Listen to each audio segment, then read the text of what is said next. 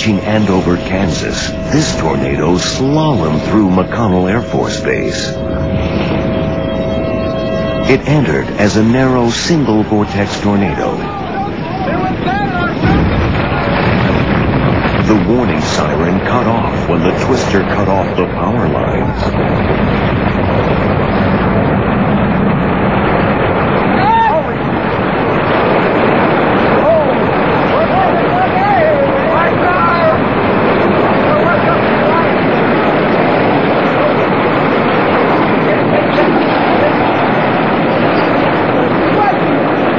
It just missed a billion-dollar line of B-1 bombers.